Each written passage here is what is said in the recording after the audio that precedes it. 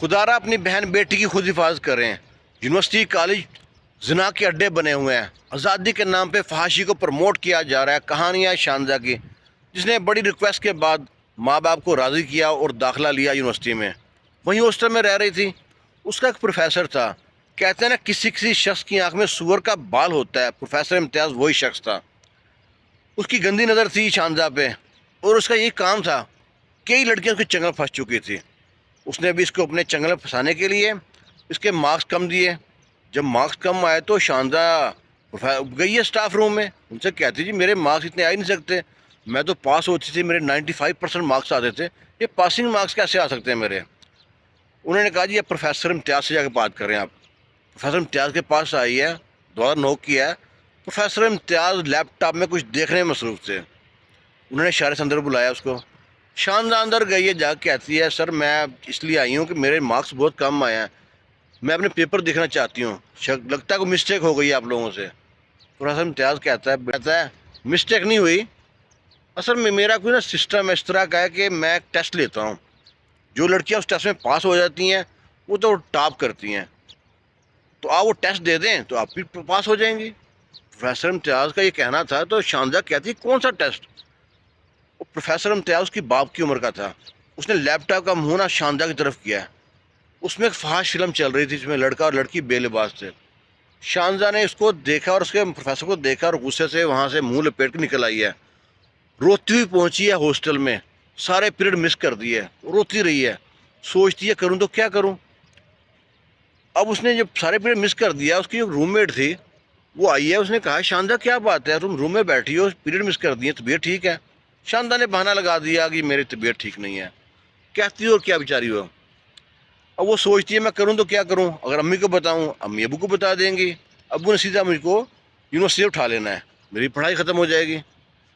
لیکن آپ کو عزت زیادہ پیاری ہونی چاہیے۔ اب وہ اس لڑکی کو نہ بتائیں۔ اگلے دن وہ پہنچی ہے یونیورسٹی تو پروفیسر امتیاز صاحب گراؤنڈ میں کہیں مل گیا اس کو، کہتے ہیں ہاں بھائی شانزہ ریڈی ہو ٹیسٹ دینے کے لیے؟ شانزہ وہاں سے بھاگی ہے۔ جب شانزہ بھاگی ہے تو روم میٹ پیچھے آ رہی تھی، وہ شانزہ کے پیچھے گئی ہے، کہتی شانزہ کیا ہوا ہے، کیا کہہ رہے پروفیسر امتیاز؟ وہ کچھ نہیں بتاتی، کہتی ہے میں نا میرے مارکس بہت کم آئے، میں پریشان ہوں مارکس کے لیے، تم میری مدد کر سکتی ہو، میرے جو سے نا پیپر نکال سکتی ہو، میں چیک کرنا چاہتی ہوں، شاید صحیح چیک نہیں کیا ہے پروفیسر نے۔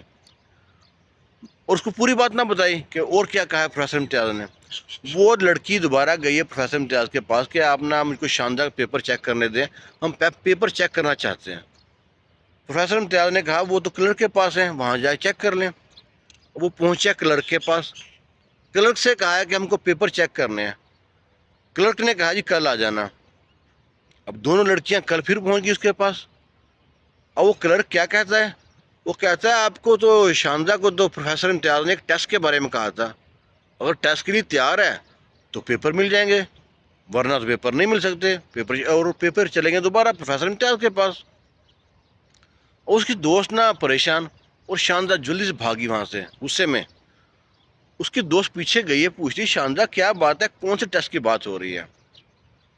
وہ پہلے تو آئیں بائیں شائع کرتی رہی، بعد میں بتاتی ساری بات کہ مجھ کو ہراساں کیا جا رہا ہے، پروفیسر امتیاز کی یہ ڈیمانڈ ہے، اب میں کیا کروں بتاؤ۔ وہ کہتی یہ کیسے ہو سکتا ہے، وہ سٹاف میں کسی اور پروفیسر سے بات کرتی ہے، وہ بھی سنی انسنی کر دیتے ہیں۔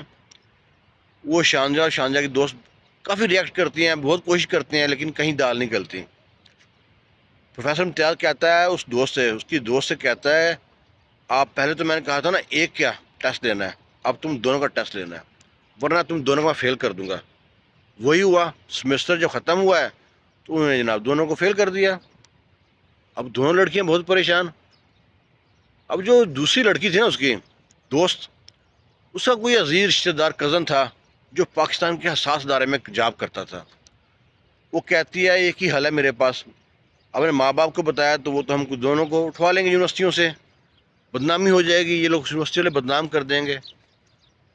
تو وہ اپنے کزن سے رابطہ کرتی ہے، اسے کہتی ہے کہ ہم اس طرح یہاں پہ پریشان ہیں، ہماری مدد کرو۔